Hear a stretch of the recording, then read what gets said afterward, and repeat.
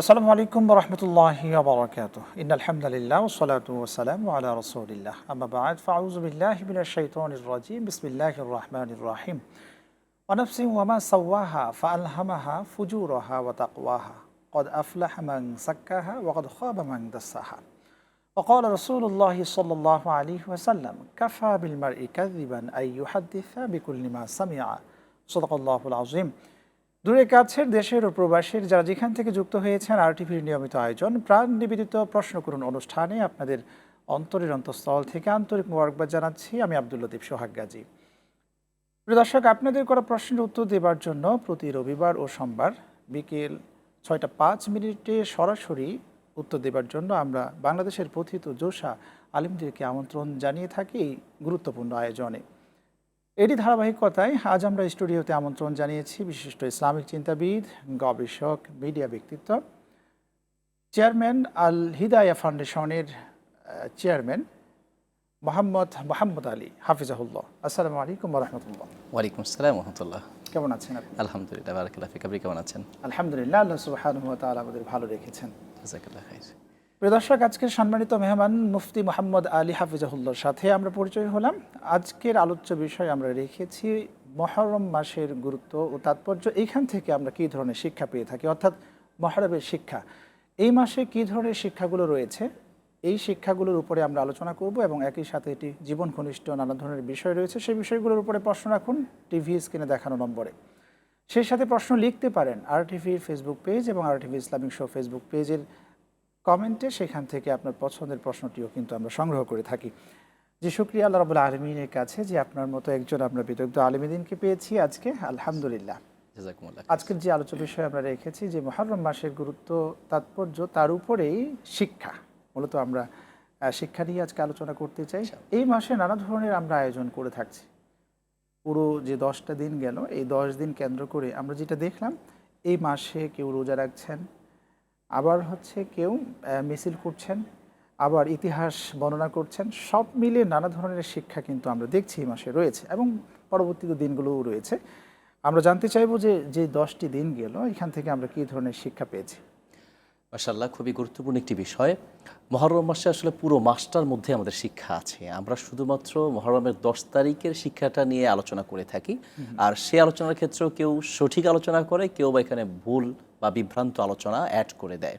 আমরা বলবো যে প্রথমত এই পুরো মাসের প্রথম শিক্ষা হচ্ছে অন্যায়ের বিরুদ্ধে অবিচল থাকা, অর্থাৎ অন্যায়কে সাপোর্ট না করে, সমর্থন না করে অন্যায়ের বিরুদ্ধে অবিচল থাকার যে শিক্ষা এই মাসের সবচেয়ে গুরুত্বপূর্ণ একটি শিক্ষা। আমরা যদি একদম শুরু থেকে আসি, রাসূল সাল্লাল্লাহু আলাইহি সাল্লাম থেকেই কিন্তু এই মাসের বা এই মাসের 10 তারিখের ফজিলত পাওয়া যায়। আমরা অনেকেই মনে করি যে হোসেন রাদিয়াল্লাহু তাআলা আনহুর যে শাহাদাত, সেটাকে কেন্দ্র করে এটার ফজিলত। হ্যাঁ, হোসেন রাদিয়াল্লাহু তাআলা আনহুর শাহাদাতটা এই মাসে হয়েছে এবং ঐতিহাসিকদের মধ্যে 10 তারিখে হয়েছে। কিন্তু হোসেন রাদিয়াল্লাহু তাআলা আনহুর শাহাদাতকে কেন্দ্র করে এই মাসের সম্মান হয়ে বৃদ্ধি পেয়েছে বিষয়টা এমন নয়, বরং এর আগ থেকেই ছিল। নবী সাল্লাল্লাহু আলাইহি ওয়াসাল্লাম দেখেছেন তখনকার যুগের, জাহেলিয়াতের যুগের লোকেরাই সিয়াম পালন করতো। জিজ্ঞেস করেছেন কিসের সিয়াম পালন করছো? বললেন যে আনজাল্লাহু মুসা আলাইহিস সালাম ওয়া কওমাহু, মুসা আলাইহিস সালাম এবং তার সাথে যে মুসলিমরা ছিল তাদেরকে আল্লাহ তাআলা মুক্তি দিয়েছেন। এবং গররাকা ফিরআউনা ওয়া কওমাহু, ফিরআউন এবং তার সাথের যারা ছিল তাদেরকে ডুবিয়েছেন। এখান থেকে আমরা শিক্ষা গ্রহণ করতে পারি যে মুসা আলাইহিস সালাম কীভাবে সত্যের উপরে অবিচল ছিলেন। তাকে দেশ ত্যাগ করতে বাধ্য করা হয়েছে, তাকে একের পর এক নির্যাতন করা হয়েছে, কিন্তু এরপরেও তিনি অবিচল ছিলেন। যখন ফেরাউনের বাহিনী তাকে তাড়াচ্ছে, সামনের দিকে যেতে থাকলেন, যেতে যেতে এমন পর্যায়ে হয়েছে যে সামনে সমুদ্র, পিছনে ফেরাউনের বাহিনী। মুসা আলাইহিস সালামের সাথে থাকা মুসলমানরা বলছে ইন্না লা মুদরাকুন, আমরা তো ধরা পড়ে গেলাম, আর তো বোধহয় বাঁচার উপায় নেই। ঠিক সেই মুহূর্তেও মুসা আলাইহিস সালাম ঈমানের উপরে অবিচল থেকে বলছেন কাল্লা ইন্না মাইয়া রব্বি সায়াহদিন, কখনো নয়, বরং আমাদের সঙ্গে আল্লাহ আছেন, ওই আল্লাহই আমাদেরকে রক্ষা করবেন। সুবহানাল্লাহ। দেখুন, মানে ঈমানের দৃঢ়তা কাকে বলে। অন্যায়ের বিরুদ্ধে অবিচল থাকার জন্য ঈমানের দৃঢ়তা কতটা জরুরি যে পিছনে সৈন্যবাহিনী বা শত্রু বাহিনী চারপাশে ঘেরাও করে রেখেছে, সামনে সমুদ্র, আর বলছে যে আল্লাহ আমাকে বাঁচাবেন। যদি এই ঈমান আমাদের থাকতো, যেই আল্লাহ মুসা আলাইহিস সালামকে সাহায্য করেছেন, যে আল্লাহ নবী রাসূলদেরকে সাহায্য করেছেন, সে আল্লাহ কিন্তু আমাদেরকেও সাহায্য করতে পারেন এবং করেন। কিন্তু পার্থক্য হচ্ছে আমাদের সেই ঈমান নেই, সেই দৃঢ়তা নেই। এভাবে ভরপুর বেঁচে থাকাটাই জীবন, আর জীবনের স্বাদের অনিবার্য সঙ্গী প্রাণ। আমরা এই ইমানের শিক্ষাটা তো দিয়েই না। যেমন এই অনুষ্ঠানটা আমরা শুধু করছি, রোজা রাখছি, কিন্তু রোজা রাখার পেছনে যে একটা শিক্ষা রয়েছে, জি, জি। এই শিক্ষাটা কি কেন্দ্র করে নবী করিম সাল্লাল্লাহু আলাইহি ওয়াসাল্লাম আমাদের জন্য এই রোজাটা সুন্নাহ করেছেন, জি, জি। সেই শিক্ষা কিন্তু আমরা নেই না। নেই না, যে জি। আপনি যে শিক্ষার কথাগুলো বললেন, তাওহীদের শিক্ষার কথা বললেন, এখান থেকে ইমানের শিক্ষা নিতে হবে, ইমানের শিক্ষার কথা বললেন। জি, জি। জি যে ইমানের উপর দৃঢ় থাকার যে বিষয়টি, আমরা তো মানে সামান্য বিপদ আসলেই ঘাবড়িয়ে যাই। হ্যাঁ, একটুতেই আমরা নিজেদের ইমানকে দুর্বল করে ফেলি। আমরা ভুলে যাই যে আসলে আমাদের উদ্দেশ্য দুনিয়া নয় এবং আখেরাত। আমরা ভুলে যাই যে দুনিয়ার যে শক্তি আছে তার পিছনে আরেকটা শক্তি আছে, তার পিছনে আরেকজন শক্তিধর আছে, সে আল্লাহকে আমরা ভুলে যাই। আলী রাদিয়াল্লাহু তাআলা বলেন যে আমি আমার আল্লাহকে চিনি এইভাবে, সব কিছু ঠিক করলাম, যে একটা কাজ করার সিদ্ধান্ত নিলাম, কিন্তু দেখা গেল এই কাজটি হয়নি। তাহলে বোঝা যায় যে আমাদের সিদ্ধান্তের বাহিরেও আরেকজনের সিদ্ধান্ত চলে, তিনি হচ্ছেন আল্লাহ সুবহানাহু ওয়া তাআলা। রাসূল সাল্লাল্লাহু আলাইহি ওয়াসাল্লামের জীবনে কিন্তু এমন শিক্ষা আছে। রাসূল সাল্লাল্লাহু আলাইহি ওয়াসাল্লাম এবং আবু বকর রাদিয়াল্লাহু তাআলা যখন পাহাড়ের গুহায় গিয়ে লুকালেন, তখন মক্কার মুশরিকরা হত্যা করার জন্য খুঁজতে খুঁজতে পাহাড়ের গুহার কাছে গেল। তখন আবু বকর রাদিয়াল্লাহু তাআলা বললেন, ইয়া রাসূলুল্লাহ, ধরা তো পড়েই গেলাম। রাসূল সাল্লাল্লাহু আলাইহি ওয়াসাল্লাম তখন বললেন, মা যান্নুকা বিইসনাইনি আল্লাহু সালিসুহুমা, যেখানে আমরা দুইজন তুমি দেখছো, তুমি কি জানো না যে আমাদের সঙ্গে আরেকজন আছেন, তিনি কে? আল্লাহ আল্লাহ সুবহানাহু ওয়া তাআলা। আপনার কাছে ফিরবো, একজন দর্শক যুক্ত হয়েছেন। আসসালামু আলাইকুম প্রিয় দর্শক, কে কোথা থেকে যুক্ত হয়েছেন নাম বলে প্রশ্ন করুন। আসসালামু আলাইকুম। ওয়ালাইকুম সালাম। জি ভাই, শুনছি আপনাকে, প্রশ্ন করুন। মানে মহরম মাসে হায়েস্ট কি না? মহরম মাসের, বুঝতে পারছেন? আবার প্রশ্নটি করুন। মহরম মাসে রোজা মহরম রাখা মাসে যাবে? রোজা জি জি, হায়েস্ট কি না? মহরম মাসে রোজা রাখা যাবে কিনা এই যে জানতে চেয়েছেন। মহরম মাসে শুধু রোজা রাখা যাবে কিনা, এই প্রশ্নের চেয়ে গুরুত্বপূর্ণ প্রশ্ন হচ্ছে যে মহরম মাসে রোজা রাখবো না কেন, বরং মহরম মাসের পুরো মাসটাই রোজা রাখা উচিত। হ্যাঁ, জি। আমরা শুধুমাত্র 9 তারিখ আর 10 তারিখের কথা জানি।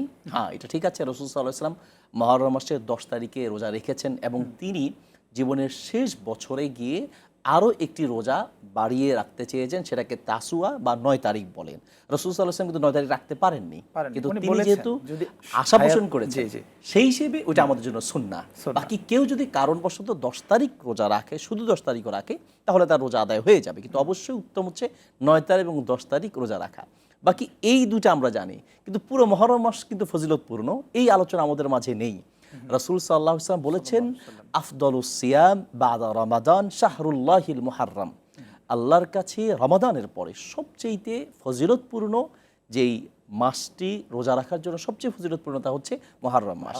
কাজেই এই 2 দিন ছাড়াও অন্যান্য দিনেও রাখা উচিত এবং অন্যান্য নেক আমলও বেশি করে করা উচিত। কারণ যে হাদিসটি বলেছে এখানে শাহরুল্লাহ, মানে আল্লাহর মাস বলে উল্লেখ করা হয়েছে। সব মাসই তো আল্লাহর মাস, কিন্তু এই মাসকে স্পেসিফিকলি আলাদাভাবে উল্লেখ করার কারণ এটা আলাদা একটা গুরুত্ব আছে। এই জন্য রাসূল সাল্লাল্লাহু আলাইহি সেই ওয়াসাল্লাম, গুরুত্বটা কি? যে সেই গুরুত্বটা হচ্ছে যে এই মাসটা হচ্ছে আপনার আরবাতু হুরুম যেটাকে বলে, অর্থাৎ 4টি মাস হচ্ছে অধিক সম্মানিত মাস। এর মধ্যে হারাম মাস। জিলকদ, জিলহজ এবং হচ্ছে মুহাররম, আরেকটি হচ্ছে রজব। এই 4 মাস হচ্ছে হারাম মাস। হারাম মানে অনেকে মসজিদে হারাম চিন্তা করে, হারাম মানে তো আমরা নিষিদ্ধ মনে করি, তাহলে হারাম মানে কি? মসজিদে হারাম বা এই যে হারাম মাস, আসলে হারাম মাসের বা হারাম শব্দের দুটি অর্থ, একটি হচ্ছে নিষিদ্ধ আর একটি হচ্ছে সম্মানিত। এই মাস সম্মানিত, এই জন্য এটাকে হারাম মাস বলা হয়। আরেকটা হচ্ছে এখানে যুদ্ধ বিগ্রহ বা অন্যান্য যে গুনাহের কাজগুলো আছে অন্যান্য মাসে যেমন হারাম, এই মাসে অধিকতর হারাম। এই জন্য রাসূল সাল্লাল্লাহু আলাইহি ওয়াসাল্লাম বলেছেন, ফালা তাজলিমু ফিহিন্না আনফুসাকুম, তোমরা তোমাদের নিজেদের উপরে জুলুম করতে যেও না। এবং জাহিলি যুগের লোকেরাও কিন্তু এই মাসকে সম্মান দিয়ে তারা এই মাসগুলোতে যুদ্ধ থেকে বিরত থাকতো। তাই আমাদের উচিত হচ্ছে আমরা এই মাসে অন্যান্য ইবাদত বেশি করব, সিয়াম পালন করব, অন্যান্য ইবাদত করব এবং পাশাপাশি অবশ্যই সকল গুনাহ থেকে বিরত থাকার চেষ্টা করব। যে শুকরিয়া, খুব গুরুত্বপূর্ণ আলোচনা শুনছি আমরা। ইবাদতের কথাগুলো বারবারই আসছে, যেমন এই মাসের ইবাদতের কথাটাও আসছে। এই যে আনুষ্ঠানিক ইবাদতগুলো, এই প্রতিটি অনুষ্ঠান থেকে কিন্তু আমাদের নিঃসন্দেহে একটা না একটা শিক্ষা দিতে চাচ্ছে। আমরা কিন্তু সেই শিক্ষার আয়োজনগুলো করি না। যেমন রোজা রাখছি, রোজার যে শিক্ষাটা রয়েছে, এই যে এখন 10 মুহররমের আমরা রোজাটা রাখলাম, এর পেছনে একটা গুরুত্বপূর্ণ শিক্ষা আপনি যে আলোচনাটা করলেন, এই শিক্ষাগুলো কেন আমরা অন্বেষণ করছি না? এর কারণ হচ্ছে যে আসলে শিক্ষার যে ব্যবস্থা, এটা পারিবারিকভাবে হয়ে ওঠা উচিত। মানে আমরা যদি ধরেন পারিবারিকভাবে একজন বাচ্চা যদি তার মাকে দেখে যে 10 মুহররম আসলে 9 তারিখ 10 তারিখ তার মা সিয়াম পালন করছে, রোজা রাখছে, বাবা রোজা রাখছে, তখন বাচ্চারা প্রশ্ন করবে। এবং ঘরটাকেই আসলে একটা ছোট্ট মাদ্রাসা বানানো উচিত। একজন মুসলিমের ঘর, সেখানে কিন্তু একটা তালিম এবং দার্সের ব্যবস্থা রাখা উচিত। দেখুন টিভি, সিনেমা বা অন্যান্য যে বিষয়গুলো আছে, অনইসলামিক কার্যকলাপ দিয়ে আমাদের ঘরগুলো পরিপূর্ণ। তা আমরা তো চাইলেই সবসময় যারা বয়স্ক মানুষ তারা মাদ্রাসায় গিয়ে শিখতে পারবে না। এই জন্য শিক্ষাগুলো গ্রহণ করার জন্য প্রতিদিন 10 মিনিট হোক, 20 মিনিট হোক, আধা ঘন্টা হোক, এই ইসলামিক আলোচনাগুলো অবিচল রাখা উচিত ইনশাআল্লাহ। শুকরিয়া, খুব গুরুত্বপূর্ণ আলোচনা শুনছি। আরও একজন দর্শক যুক্ত হয়েছেন। আসসালামু আলাইকুম প্রিয় দর্শক, কে কোত্থেকে যুক্ত হয়েছেন নাম বলে প্রশ্ন করুন। আসসালামু আলাইকুম।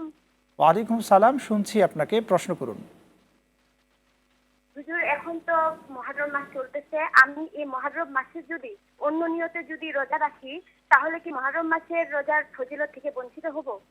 ওকে, গুরুত্বপূর্ণ একটি প্রশ্ন করেছেন। এই প্রশ্নের উত্তর জানতে হলে আমাদের সাথে থাকতে হবে। আমরা যাচ্ছি একটা ছোট্ট বিরতিতে। প্রিয় দর্শক, আপনারা দেখছেন RTVর নিয়মিত আয়োজন প্রাণ নিবেদিত প্রশ্ন করুন অনুষ্ঠান। সময় হয়ে গেল একটি বিরতি নেবার, আমাদের সঙ্গেই থাকুন, ফিরছি একটু পরে ইনশাআল্লাহ।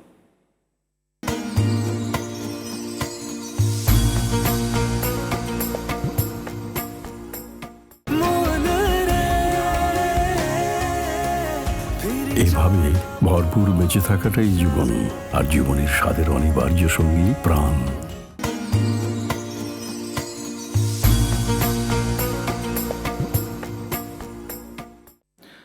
প্রিয় দর্শক, বিরতির পর ফিরে এলাম আপনাদের প্রিয় অনুষ্ঠানে। আপনারা দেখছেন RTVর নিয়মিত আয়োজন প্রাণ নিবেদিত প্রশ্ন করুন অনুষ্ঠান। আজকের অনুষ্ঠানের আলোচ্য বিষয় আমরা রেখেছি মুহররম মাসের শিক্ষা।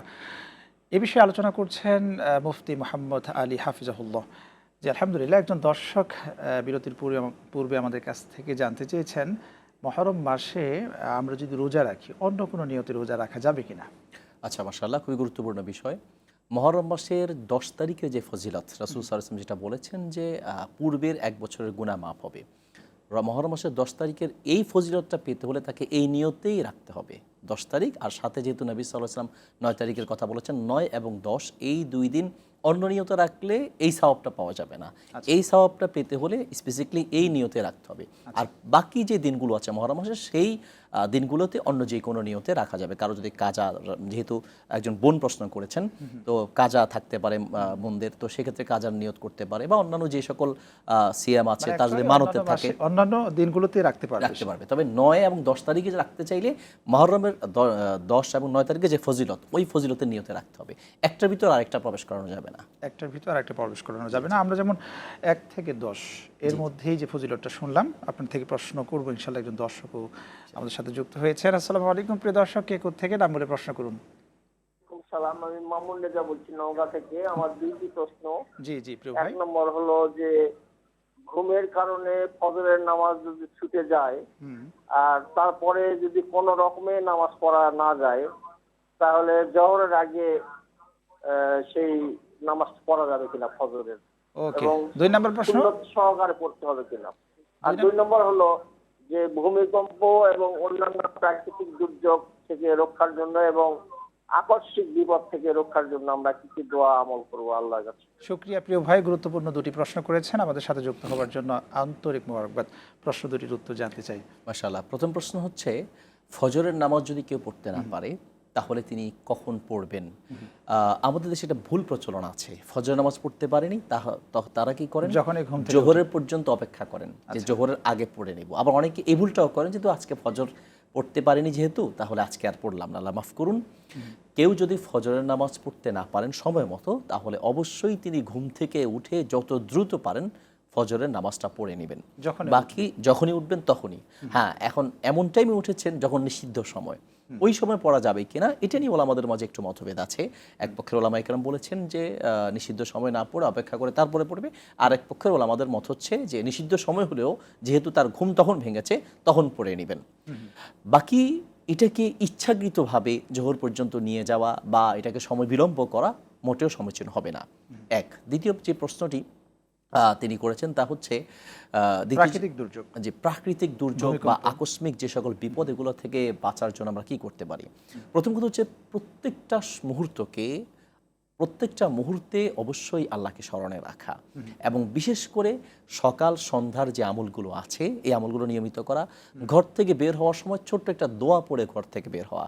নবী সাল্লাল্লাহু আলাইহি ওয়াসাল্লাম যে দোয়াটি পড়েছেন, বিসমিল্লাহি তাওয়াক্কালতু আলাল্লাহি লা হাওলা ওয়ালা কুওয়াতা ইল্লা বিল্লাহ, এই ধরনের যে দোয়াগুলো আছে নিয়মিত পড়বে এবং ঘর থেকে বের হওয়ার দোয়া পড়ে বের হবে।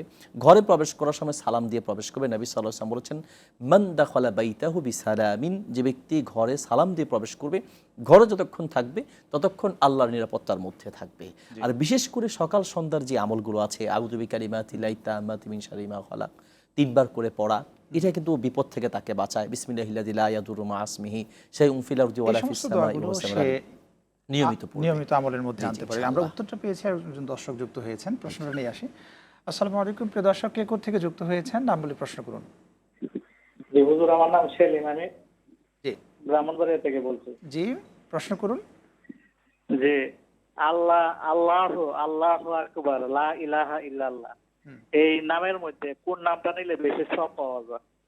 কোন নামটা নিলে আপনি কি আপনার সন্তানের জন্য নাম রাখতে চাচ্ছেন না শুধু জিকিরটা করতে চাচ্ছেন? আল্লাহু আকবার লা ইলাহা ইল্লাল্লাহ, এই 4টা নামের মধ্যে কোন নামটা নিলে আল্লাহর বেশি সওয়াব পাওয়া যায়? ওকে, থাকুন আমাদের সাথে, আপনার করা প্রশ্নের উত্তরে যাচ্ছি প্রিয় ভাই। জি মাশাআল্লাহ, আসলে ওনার প্রশ্নটি পুরোপুরি ক্লিয়ার না, তারপর আমি আমার মতো যতটুকু বুঝেছি। আল্লাহু আকবার লা ইলাহা ইল্লাল্লাহ, আল্লাহু আকবার লা ইলাহা ইল্লাল্লাহ, এবং 4টির কথা বললেন। এখানে মূলত 2টি বাক্য, প্রথম হচ্ছে আল্লাহু আকবার আর আরেকটি হচ্ছে লা ইলাহা আল্লাহু আল্লাহু একটা শব্দই ও মূলত। আচ্ছা আচ্ছা, উনি মূলত হচ্ছে 2 বার করে বলেছেন। মাশাআল্লাহ।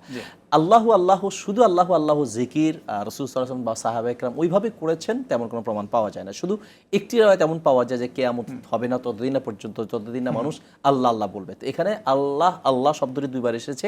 এর ব্যাখ্যা ইমাম ইবনে তাইমিয়া রাহিমাহুল্লাহ তিনি বলেন যে এখানে মানে আল্লাহকেই আল্লাহ বলবে, অর্থাৎ গায়রুল্লাহকে আল্লাহ বলবে না। মানে যতদিন তাওহীদ ঠিক থাকবে ততদিন পৃথিবীতে কিয়ামত আসবে না। উনি আরেকটা শব্দ বলেছেন আল্লাহু আকবার, আকবার, হ্যাঁ। এরপর হচ্ছে আল্লাহু আকবার, এটাও অবশ্য নিঃসন্দেহে এটা একটা উত্তম বাক্য, কোনো সন্দেহ নেই। এই দুটির মধ্যে কোনটা আমল বাকি করতে পারে? এই দুইটার বলতে কি লা ইলাহা ইল্লাল্লাহ আর আল্লাহু আকবার, এটা আল্লাহু আল্লাহু আল্লাহু আকবার, হ্যাঁ, এই দুইটার মধ্যে অবশ্যই আল্লাহু আকবার উত্তম নিঃসন্দেহে। এরপর উনি জিজ্ঞেস করেছেন যে আল্লাহু আকবার লা ইলাহা ইল্লাল্লাহ এটার মধ্যে কোনটা উত্তম? তো দুইটাই উত্তম। বাকি লা ইলাহা ইল্লাল্লাহ হচ্ছে আমাদের ঈমানের পরিচয়। সেই হিসেবে আমরা বলতে পারি যে এই দুটির ক্ষেত্রে অবশ্যই নিঃসন্দেহে লা ইলাহা ইল্লাল্লাহ এটা বেশি উত্তম, কারণ এটার সাথে আপনার ঈমানের সম্পর্ক আছে। এই ঘোষণা দেওয়ার সাথে আপনার জান্নাতের সম্পর্ক, এই ঘোষণা দেওয়ার সাথে আপনার ঈমান আনা না আনার সাথে সম্পর্ক আছে। নিঃসন্দেহে এটা অবশ্যই উত্তম। বাকি আল্লাহর নাম দিয়ে যত জিকির আছে সবগুলোই উত্তম। জি, শুকরিয়া, আমরা উত্তর পেয়েছি। একজন ভাই যে বিষয়ে সালাত সংক্রান্ত একটি প্রশ্ন করেছিলেন, ওই প্রশ্নের মধ্যে আমরা দেখছি যে এখন কিছু ভাই বোনেরা এই মাসালা থেকে তারা নিজেরাই মনে করছেন যখন সকাল 9টা বাজবে বা 10টা তখন ঘুম থেকে উঠেই তারা নিয়মিত ফজরের সালাত আদায় করছেন। সেই ক্ষেত্রে এই নিয়মিত যে হচ্ছে সালাতের গাফিলাতি, সতর্কতা কি ইসলামের দৃষ্টিভঙ্গি? আসলে নামাজ ফরজ করা হয়েছে কিতাবা মাওকুতা, নির্দিষ্ট সময়ের মধ্যে। নির্দিষ্ট যে সময় আছে এই সময়ের মধ্যেই নামাজ পড়তে হবে এবং নির্দিষ্ট সময়ে পড়াটাই ফরজ। নামাজ যেমন ফরজ, নির্দিষ্ট সময়ে পড়াটাও ফরজ। এই যে বিলম্ব, এই বিলম্বের ক্ষেত্রে সতর্কতা কি? হ্যাঁ, এবার যে এটা হচ্ছে যে আপনি ওই নির্দিষ্ট টাইমে পড়া ফরজ, এটা কোনো কারণে আপনার অনিচ্ছায় যদি ছুটে যায় তাহলে আপনি পড়লে আল্লাহ আপনাকে মাফ করবেন। বাকি আপনি ইচ্ছাকৃতভাবে যদি সময়টা বিলম্ব করে তারপরে পড়েন এবং নিয়মিত এটা করেন তাহলে আপনার আসলে নামাজ আদায় হবে না। নামাজের যে ফজিলত, নামাজের যে হক, সেটা পরিপূর্ণ আদায় হবে না। বরং আপনাকে সতর্কতা কি? তাদের জন্য সতর্কবাণী হচ্ছে যে আপনি অবশ্যই আপনাকে সূর্য উদয় হওয়ার আগেই আপনাকে নামাজ পড়তে হবে, ফজরের নামাজ, এবং ফজরের নামাজ ওয়াক্ত মতো পড়ার জন্য যা ব্যবস্থা গ্রহণ করা প্রয়োজন সেগুলো আপনাকে অবশ্যই গ্রহণ করতে হবে যদি মুসলিম থাকতে চান। যদি মুসলিম থাকতে চান। আমরা আমাদের সমাজে দেখি এমনও অনেক ভাই বোনদেরকে দেখা যায় যারা সারা বছরেও ফজরের আজান শুনেছে কিনা এরকমটা অনেকের মধ্যে আছে। সারা বছরে ফজরের আজান তার কানে পৌঁছালো কিনা এরকম অনেক মুসলিম আছে। তারা কি মুসলিমের কাতারে পড়ে? দেখুন, আসলে মুসলিম কাকে বলে এর পরিচয় নবী সাল্লাল্লাহু আলাইহি ওয়াসাল্লাম কি বলেছেন? সহিহ বুখারী প্রথম খণ্ডের 12 নম্বর পৃষ্ঠা এবং মিশকাতের 50 নম্বর পৃষ্ঠা নবী সাল্লাল্লাহু আলাইহি ওয়াসাল্লাম বলেছেন, মান সাল্লা সালাতানা ওয়াস্তাকবালা কিবলাতানা ওয়া আকালা যাবিহাতানা ফাযালিকাল মুসলিম। মুসলিম হচ্ছে ওই ব্যক্তি যে ব্যক্তি আমাদের নামাজ আদায় করে। আমাদের নামাজ বলতে নিজের মতো করে পড়লে হবে না। রাসূল সাল্লাল্লাহু আলাইহি ওয়াসাল্লাম যেভাবে পড়েছেন, যখন পড়েছেন সাল্লাল্লাহু আলাইহি ওয়াসাল্লাম, হ্যাঁ, রাসূল সাল্লু কামা রাআইতুমুনি উসাল্লি, তাহলে রাসূল সাল্লাল্লাহু আলাইহি ওয়াসাল্লাম যেভাবে পড়েছেন এবং যেই সময়ে পড়েছেন। এখন আপনি যদি টাইম নিজ থেকে 8টা 9টা বানিয়ে নেন তাহলে তো রাসূল সাল্লাল্লাহু আলাইহি ওয়াসাল্লামের সাথে হলো না। এক। দ্বিতীয়ত হলো যে আপনি একজন মুসলিম, অথচ মানে আপনি নামাজ পড়বেন না, সেটা মুসলিম থাকে কি করে? এই জন্য একজন অ্যারাবিয়ান লেখকের একটা বই ছন্দ পড়েছিলাম, যে তিনি বলেন যে সাহাবায়ে ইকরাম যদি আমাদেরকে দেখতেন, মানে বর্তমান জমানার নামধারী মুসলিমদেরকে দেখতেন, তো তারা আসলে আমাদেরকে মুসলিম বলে পরিচয় দিতেন না। কারণ সবচেয়ে বেশি আমাদের গাফালত বা আমাদের উদাসীনতা যে বিষয়, সে বিষয় হচ্ছে নামাজ, আর তারা সবচেয়ে বেশি সতর্ক থাকতেন নামাজের বিষয়ে। শুকরিয়া, গুরুত্বপূর্ণ আলোচনা শুনছি। আরো একজন দর্শক যুক্ত হয়েছে। আসসালামু আলাইকুম, প্রিয় দর্শক, কে কোত্থেকে যুক্ত হয়েছেন নাম বলে প্রশ্ন করুন। ওয়ালাইকুম আসসালাম। আসসালামু আলাইকুম। একটু লাউডলি বলুন, আমরা শুনছি না। আমি 7 বছর নামাজ পড়িনি, আমাকে এখন 7 বছর নামাজে পড়িনি, সেটা কি কাজা আদায় করতে হবে? 7 বছর আপনি যে সালাতটা আদায় করেননি, সেই সালাত কি আপনার সালাত ফরজ হওয়ার পরে 7 বছর? হ্যাঁ হ্যাঁ, মানে জি, যখন জি, আমার ফরজ জি হয়েছিল জি, তখন আপনি থেকে থাকুন আর কি আমাদের 7 সাথে বছর। প্রিয় বোন। আপনার করা প্রশ্নের উত্তরেই যাব ইনশাআল্লাহ। পূর্বের প্রশ্নের উত্তর হয়ে গেলে এই প্রশ্নের উত্তর জানতে আচ্ছা, চাই। আহ, 7 বছর সে সালাত আদায় করেনি, পরবর্তীতে ভুল বোঝাবুঝি হলো যে না, আমার তো এটা মিস্টেক হয়ে গেল। জি জি। এখন সে পূর্বের 7 বছরের সালাতগুলো কিভাবে আদায় করবে বা না করলেও হবে কিনা, ওভারঅল সবার জন্যই যদি এই প্রশ্নটা। না, এই প্রশ্নটা আসলে কমন অনেকের ক্ষেত্রে এমন, যে আগে দিন বুঝেনি, ইসলাম সম্পর্কে ধারণা ছিল না, এই জন্য বছরের পর বছর নামাজ আদায় করেনি, তারা কি করবে? তো সেক্ষেত্রে আসলে আমাদের দুই ধরনের মন্তব্য। এক মন্তব্য হচ্ছে উমরি কাজা বলে একটি নামাজের কথা আমরা শুনি, রাসূল সাল্লাল্লাহু আলাইহি ওয়াসাল্লাম থেকে সরাসরি স্পেসিফিকলি এই শব্দে যদিও পাওয়া যায় না, তবে অনেক ওলামা একরামের মত হচ্ছে যে সে নিয়ত করবেন যে আমি কত বছর নামাজ পড়িনি। এখন সেই নিয়তটা তো করার জন্য সে ওই পরিমাণ মনে রাখতে হবে যে আমাকে 1 বছর আমি পড়িনি বা 2 বছর পড়িনি। যদি মনে না থাকে তাহলে সে ধারণা করে নেবে এবং শুরু থেকে সে নিয়ত করে করে পড়া শুরু করবে প্রত্যেক ওয়াক্তের সাথে। যেমন ফজরের সাথে ফজর, জোহরের সাথে জোহর, এভাবে সে নিয়ত করে করে পড়তে থাকবে।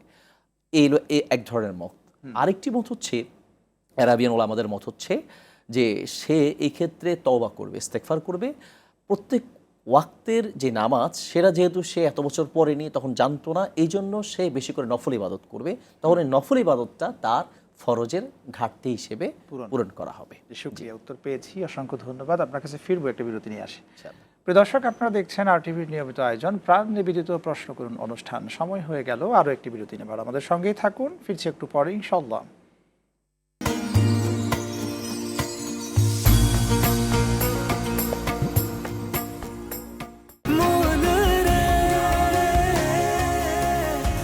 এভাবে ভরপুর বেঁচে থাকাটাই জীবন, আর জীবনের স্বাদের অনিবার্য সঙ্গী প্রাণ।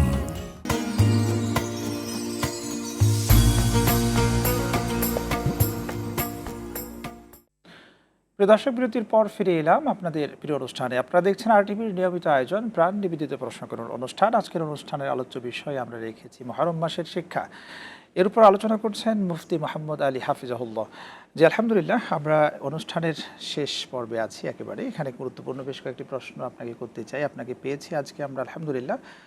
মহরমের যে শেষ দিনগুলো আছে, এখানে কোনো নির্দিষ্ট ইবাদত আছে নাকি? আবার মুহররম মাসের শুরু, মাঝে এবং শেষে একাধিক কিছু বানোয়াট আমলের কথা পাওয়া যায় বিভিন্ন চটি বইতে, প্রচলিত এবং প্রকৃত বলবো। হ্যাঁ হ্যাঁ, প্রচলিত অনেক আমলের কথা পাওয়া যায়। আসলে কোরআন সুন্নায় মুহররমের শেষের দিকের আলাদা কোনো আমল পাওয়া যায় না। এমনিতে পুরো মাসটাই সম্মানিত, এটা ঠিক আছে।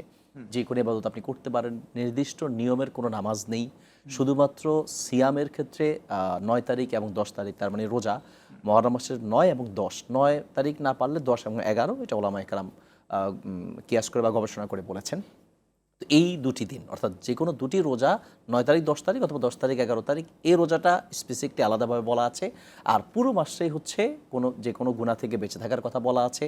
প্লাস এই পুরো মাসটাই আমরা হচ্ছে সম্মানিত, আল্লাহর কাছে সম্মানিত, আমরা যে কোনো ইবাদত করতে পারি। বাকি আলাদা নির্দিষ্ট নিয়মের কোনো ইবাদত নেই। যেগুলো আছে সেগুলো মূলত প্রচলিত ইসলামের দৃষ্টিভঙ্গি না আছে। যেমন তাজিয়া মিছিল অনেকে করে থাকেন, অনেকে বিভিন্ন ধরনের শোক পালন করে থাকেন, হাই হুসাইন বলে থাকেন, এগুলো কোনোটাই কোরআন সুন্নাহ সমর্থন করে না।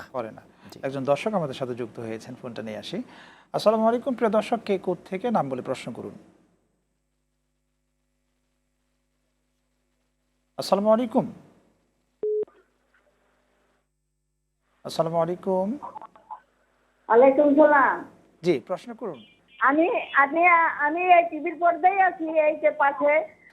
আমি বৃহস্পতিবার রোজা রাখছি, কিন্তু শুক্রবার আসরের দিন রোজা রাখতে পারি না। আমারই ডায়াবেটিস, এই জন্য শরীরে একটু কাঁপাইছে আর রাখি নাই। কি আর পরবর্তী রোজাটা রাখতে ভালাবো? ওকে, থাকুন। হ্যাঁ, আপনি যে রোজাটা আপনি কি রোজা দেওয়া শুরু করেছিলেন এরকমটা, যে মাঝখানে এসে আর রাখতে পারেনি, ভেঙে ফেলেছেন এরকমটা? বৃহস্পতিবার আর শুক্রবার, শুক্রবার তো মহরম আশুরার দিন গেছে। আশুরার দিন আমি রোজাটা রাখতে পারি না। এর আগের বৃহস্পতিবার রাখি, শুক্রবারটা রাখতে পারেননি। ওকে, ঠিক আছে, আমাদের সাথেই থাকুন, আপনার করা প্রশ্নের উত্তরে যাচ্ছি। জি মাশাআল্লাহ। প্রথম কথা হচ্ছে যে ওনার রাখা উচিত ছিল 9 এবং 10, তো উনি 9 তারিখ রেখেছেন, 10 তারিখ রাখতে পারেননি। তবে ওনার কথা হিসেবে বোঝা যাচ্ছে 10 তারিখ রাখার নিয়ত ওনার ছিল। অসুস্থ, আমরা বলবো যে যেহেতু উনি অসুস্থতার কারণে রাখতে পারেননি আর নিয়ত যেহেতু ছিল, নবী সাল্লাল্লাহু আলাইহি ওয়াসাল্লাম বলেছেন ইন্নামাল আমালু বিন্নিয়াত ওয়া ইন্নামা লিকুল্লি মিম্মা নাওয়া, মানুষ যা নিয়ত করে সে তা পায়। তো যেহেতু বোনের নিয়ত ছিল, আমরা আশা করছি তিনি অসুস্থতার কারণে রাখতে পারেননি, নিয়ত ছিল, সওয়াব ইনশাআল্লাহ পেয়ে যাবেন। বাকি এই রোজার কাজা নেই। হ্যাঁ, বাকি উনি যদি শুরু করতেন, রোজা শুরু করেছেন কোনো একটা নফল বা অন্য কোনো নিয়তে বা মানতের এই জাতীয় হতো, বা নফল রোজা শুরু করার পরে যদি কোনো কারণে ভেঙে ফেলে তাহলে আমাদের একটা মত আছে যে এটার আরেকটা কাজ আদায় করে দেওয়া। কিন্তু যেহেতু তিনি শুরু করেননি আর রাখতে পারেননি, তাহলে মহররম মাসে 10 তারিখে রোজার কোনো কাজা নেই। বাকি মহররম মাস পুরোটাই যেহেতু রোজা রাখার জন্য একটা গুরুত্বপূর্ণ মাস, তিনি চাইলে রাখতে পারেন, কিন্তু কাজা হিসেবে নয়। কাজা হিসেবে নয়, গুরুত্বপূর্ণ একটি মাস, এই মাসে রোজা রাখতে পারেন। আবার একটিও যদি কেউ রাখে, দুইটা যদি না রাখে, সেই ক্ষেত্রে তো কোনো অপরাধ নেই না। তবে ওই যে 10 তারিখটা যদি রাখতে পারতেন তাহলে পুরোপুরি সুন্নাহ বা হাদিস অনুযায়ী আমল হতো। তো ওনার তো নিয়ত ছিল 9 তারিখ রেখেছেন, 10 তারিখ রাখার নিয়ত ছিল, আমরা আশা করছি তিনি সওয়াব পেয়ে যাবেন ইনশাআল্লাহ। 10 মুহররমের যে ইতিহাস, আপনি কিছুক্ষণ আগে হযরত হুসাইন রাদিয়াল্লাহু আনহু তার কথা বলছিলেন, আমরা শুধু হাই হুসাইন করছি, কিন্তু হযরত হুসাইন রাদিয়াল্লাহু আনহু তিনি কিসের জন্য মূলত তার জীবনকে বিলিয়ে দিতে হয়েছে, শাহাদাত বরণ করেছেন, সেই ইতিহাস থেকে আমরা শিক্ষা নেই না? আপনি যদি খুব সংক্ষেপে বলতেন। প্রথম কথা হচ্ছে যে আসলে কারবালার পুরো ইতিহাস বলতে গেলে খুব লম্বা সময় প্রয়োজন। জি, আমি প্রথম কথা আমার দর্শকদেরকে উদ্দেশ্য করে বলবো যে ইতিহাসের উপরে ভিত্তি করে কোনো সাহাবার প্রতি যেন আমাদের বিদ্বেষ তৈরি না হয়, সেদিকে আমাদের সতর্ক থাকতে হবে। কারণ সাহাবার প্রতি ঈমান রাখা এটা হচ্ছে পূর্ণ ঈমানদার হওয়ার জন্য জরুরি। কেউ যদি কোনো একজন সাহাবীর প্রতি বিদ্বেষ রাখে, তাহলে সে ঈমান হারা হয়ে যাবে। এই জন্য এই ইতিহাসের উপর ভিত্তি করে, ইতিহাস কিন্তু বিভিন্ন রকমের আছে, আর ইতিহাস আল খবরু ইয়াহতামিলু সিদকা ওয়াল কিযবা, ইতিহাস সেটা সত্য হতে পারে, মিথ্যা হতে পারে, তথ্য সন্ত্রাস ইতিহাস হতে পারে। এবং বেশিরভাগ ইতিহাসের ক্ষেত্রে কিন্তু শিয়ারা অনেক মিথ্যা তথ্য অ্যাড করে দিয়েছে, যাতে অনেক দেখা যায় আহলুস সুন্নাহ ওয়াল জামাতের অনুসারী হয়েও তারাও দেখা যায় সে মিথ্যা তথ্যগুলো প্রচার করছেন। হুসাইন রাদিয়াল্লাহু তাআলা আনহু তিনি মূলত যে কারণে শাহাদাত বরণ করেছেন, এর মধ্যে আমরা অন্যতম বলবো যে তিনি হকের উপরে প্রতিষ্ঠিত থাকতে চেয়েছেন। তিনি যেটাকে হক বুঝেছেন, সেই হকের উপরে প্রতিষ্ঠিত থাকতে চেয়েছেন। নবী সাল্লাল্লাহু আলাইহি ওয়াসাল্লাম দোয়া করতেন, আল্লাহুম্মা আরিনাল হাক্কা হাক্কান ওয়ারযুকনা ইত্তিবাহু ওয়া আরিনাল বাতিলা বাতিলান ওয়ারযুকনা ইজতিনাবা। হে আল্লাহ, আমাকে হককে হক বুঝার এবং বাতিল থেকে বেঁচে থাকার তৌফিক দান করেন। হুসাইন রাদিয়াল্লাহু তাআলা আনহুর জীবনটাও তেমন, এবং রাসূল সাল্লাল্লাহু আলাইহি ওয়াসাল্লাম কিন্তু হুসাইন রাদিয়াল্লাহু তাআলার ব্যাপারে সে ভবিষ্যৎবাণীও করেছেন যে তোমরা যদি কোনো একজন জান্নাতি লোককে দেখতে চাও তাহলে হুসাইনের দিকে তাকাও। সুবহানাল্লাহ। এবং একদিন তিনি চোখের পানি ফেলে কাঁদতে লাগলেন। কেন কাঁদছেন জিজ্ঞেস করার পরে রাসূল সাল্লাল্লাহু আলাইহি ওয়াসাল্লাম বললেন যে আমি কাঁদছি এই জন্য যে হুসাইনকে শহীদ করা হবে। রাসূল সাল্লাল্লাহু আলাইহি ওয়াসাল্লামকে সেটা ওহীর মাধ্যমে জানানো হয়েছে। তো তিনি শহীদ হয়েছেন, শাহাদাত বরণ করেছেন, নিঃসন্দেহে, এতে কোনো সন্দেহ নেই। বাকি তার এই ইতিহাস থেকে আমরা প্রথম শিক্ষা হচ্ছে যে হোসেন রাদিয়াল্লাহু তাআলাকে একটা ধোঁকা দেওয়া হয়েছে। আচ্ছা, কুফাবাসী বা কারবালার বা ইরাকের সে কুফাবাসীর লোকেরা কিন্তু প্রথম দিকে হোসেন রাদিয়াল্লাহু তাআলা যখন মুসলিমরা আকিলকে পাঠালেন, তাকে পাঠানোর পরে প্রথমত হোসেন রাদিয়াল্লাহু তাআলা সাপোর্টে কথা দেখিয়েছেন এবং সমর্থন করবে বলেছেন। পরবর্তীতে কিন্তু তারা পল্টি নিয়েছেন, যেটাকে এক ধরনের মুনাফিকই বলে। এই মুনাফিকদের কারণেই কিন্তু তিনি বিপদে পড়েছেন। এটা প্রথম কথা। তাহলে আমাদেরকে সতর্ক থাকতে হবে যে আমরা যেন মুনাফিক, ইসলাম ধ্বংসের পিছনে সবচেয়ে বেশি কাজ করেছে মুনাফিকরা, এবং বর্তমানে আপনি দেখবেন যে মুনাফিকদের কারণে ইসলাম সবচেয়ে বেশি কলঙ্কিত হচ্ছে, ক্ষতিগ্রস্ত হচ্ছে। তো এই জন্য মুনাফিকদের ব্যাপারে আমাদেরকে সতর্ক থাকতে হবে। দ্বিতীয়ত হচ্ছে যে হুসাইন রাদিয়াল্লাহু তাআলা আনহু হকের উপরে প্রতিষ্ঠিত, মানে যেটাকে তিনি হক মনে করেছেন।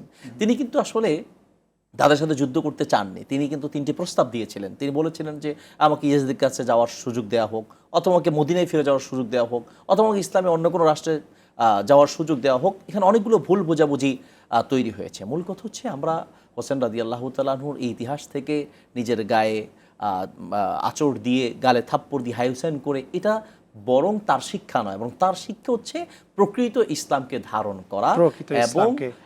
শাসক যদি কোনো ভুল করে থাকে সেই ভুলকে সমর্থন না করা। অসংখ্য ধন্যবাদ। খুব গুরুত্বপূর্ণ আলোচনা আপনার থেকে আমরা শুনলাম। আরেকটি বিষয় আমরা দেখি আমাদের গ্রামগঞ্জে এখনও চলছে, এই 10 মুহররমকে কেন্দ্র করে ছোটোখাটো একটা আয়োজনই করা হয়, গ্রামেও হোক শহরে হোক ফ্যামিলিগুলোতে এই আয়োজনগুলো করা হয়। এই আয়োজনের কতটুকুন সুন্নাহ সম্মত এই আয়োজনটা? দেখুন, আমরা একদিকে বলছি এটাকে শোক, আর একদিকে খাবার আয়োজন করছি। আর শোকটাকেও ইসলাম আসলে এভাবে সমর্থন করে না। খাবারের যে কোনো আয়োজন করা যেতে পারে। শোক বলতে কি, এখন আমরা যারা মানে হাই হুসাইন করছে, তারা হোসেন রাদিয়াল্লাহু তাআলা আনহুর জন্য খুব মায়া দেখাচ্ছেন, অথচ হোসেন রাদিয়াল্লাহু তাআলা আনহু নিঃসন্দেহে শ্রেষ্ঠ ব্যক্তি, নিঃসন্দেহে তিনি একজন জান্নাতি ব্যক্তি, সুবহানাল্লাহ, এতে কোনো সন্দেহ নেই। হোসেন রাদিয়াল্লাহু তাআলা শহীদ হয়েছেন, ওসমান রাদিয়াল্লাহু তাআলা শহীদ হয়েছেন, হোসেন রাদিয়াল্লাহু তাআলার বাবা আলী রাদিয়াল্লাহু তাআলা শহীদ হয়েছেন, ওমর রাদিয়াল্লাহু তাআলা শহীদ হয়েছেন। তো অন্যান্য সাহাবীদের ব্যাপারে কোনো শোক নেই। হোসেন রাদিয়াল্লাহু তাআলার জন্য ভিন্ন এই শোক, এটার ভিন্ন কারণ আছে, বলতে লম্বা সময় লাগবে। আসলে এইভাবে শোক ইসলাম সমর্থন করেন। আমরা কি করতে পারি? হোসেন রাদিয়াল্লাহু জীবন থেকে শিক্ষা নিতে পারি, আমরা দোয়া করতে পারি, কিন্তু আলাদা কোনো খাবারের আয়োজন করা বা খাবার বন্ধ করা, দুইটার কোনোটাই উচিত নয়। যে আমি খাবার বন্ধ করে দিলাম, হোসেন রাদিয়াল্লাহু তাআলা শহীদ হয়েছেন, তার কথা স্মরণ করে খাবার বন্ধ করলাম, এটা যেমন অন্যায়, আবার বিশেষ ধরনের খাবার আয়োজন করা সেটাও ইসলাম অনুমোদন দেয় না। নবী সাল্লাল্লাহু আলাইহি ওয়াসাল্লাম বলেছেন, মান আহদাসা ফি আমরিনা হাযা মা লাইসা মিনহু ফাহুয়া রাদ। যেটা ইসলাম সমর্থন করে না, কোরআন সুন্নাহ নেই এমন কোনো কিছু আয়োজন করা, এটা অবশ্যই পরিত্যাজ্য। অসংখ্য ধন্যবাদ আমাদের সাথে আজকে যুক্ত হওয়ার জন্য। প্রিয় দর্শক, আপনারা এতক্ষণ দেখলেন আরটিভির নিয়মিত আয়োজন প্রাণ নিবেদিত প্রশ্ন করুন অনুষ্ঠান। আজ এই পর্যন্ত। আগামী পর্ব দেখার আমন্ত্রণ জানিয়ে বিদায় নিচ্ছি। রব্বে কারিম আমাদের ভালো রাখুন, সুস্থ রাখুন, রাখুন নিরাপদে। আল্লাহ হাফেজ। আসসালামু আলাইকুম ওয়া রাহমাতুল্লাহ।